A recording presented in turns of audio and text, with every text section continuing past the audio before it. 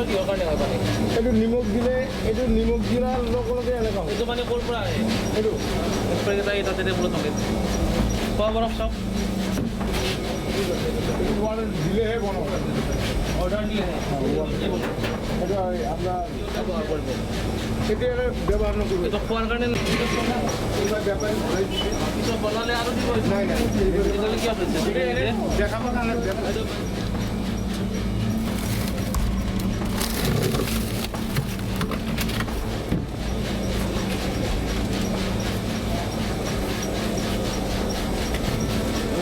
খোৱা বৰফ নেকি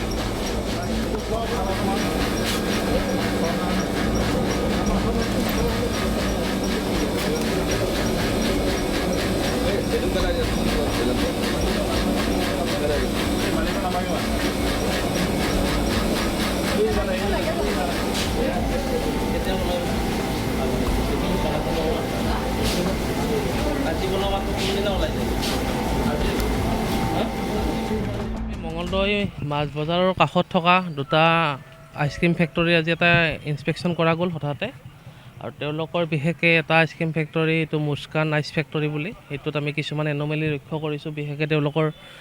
আইচক্ৰীম বনাই থকা ফেক্টৰীটোৰ ঘৰৰ অৱস্থাটো বিৰাট বেয়া হাইজেনিকৰ অভাৱ আছে আৰু তেওঁলোকৰ যিহেতু আমি মালিক পক্ষক কোনো ধৰণৰ লগ পোৱা নাই বা সঁহাৰি পোৱা নাই এতিয়ালৈকে লাইচেঞ্চৰ কথাখিনি আমি বিশেষভাৱে গম পোৱা নাই গতিকে তেওঁলোকক এটা আমি 7 দিনৰ কাৰণে সময় দিছোঁ তেওঁলোকে এইখিনি চাফ চিকুণ কৰি চোৱা মেলা কৰাৰ কাৰণে আৰু যদি 7 দিনৰ ভিতৰত আকৌ নকৰে বা তেওঁলোকৰ ইম্প্ৰুভমেণ্ট নাপাওঁ ইয়াতে পুনৰ ইনস্পেকশ্যনত আহি তেওঁলোকক এইটো পিছৰ ব্যৱস্থাখিনি আমি গ্ৰহণ কৰিম বুলি ভাবি থৈছোঁ এতিয়ালৈকে সম্পূৰ্ণ লেতেৰা অৱস্থাত হৈ আছে সেইটো আজি সেইকাৰণে আমি চালোঁ চাই এই বিষয়ে তেওঁলোকক এখন নটিচৰ জৰিয়তে অৱগত কৰাইছোঁ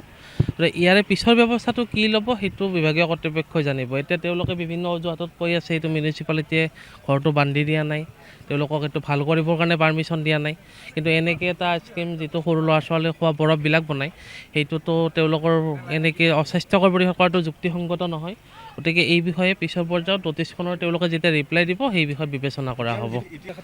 কেমিকেলৰ ক্ষেত্ৰত আমি কিছুমান এক্সপাইৰী যোৱা বস্তু পাইছোঁ সেইখিনি আমি লৈছোঁ ফাৰ্ডাৰ লেবৰেটৰী এনালাইচিছ সেইখিনি ৰিপৰ্ট অহাৰ পিছত আমি সেই বিষয়ে বিভাগীয় ব্যৱস্থা ল'ব লাগিব আৰু সেইটো পদপথত বেচা বৰফৰ মেক্সিমাম এনেকুৱা ধৰণৰ ফেক্টৰীবিলাকৰ পৰাই তেওঁলোকে ওলাই নিপিনে তেওঁলোকে বেচে আমাৰ প্ৰথম উদ্দেশ্যটো হ'ল এইখিনি ফেক্টৰী যদি এটা সম্পূৰ্ণ হাইজেনিক কণ্ডিশ্যনত এটা ধুনীয়াকৈ এটা পৰিৱেশত বস্তুখিনি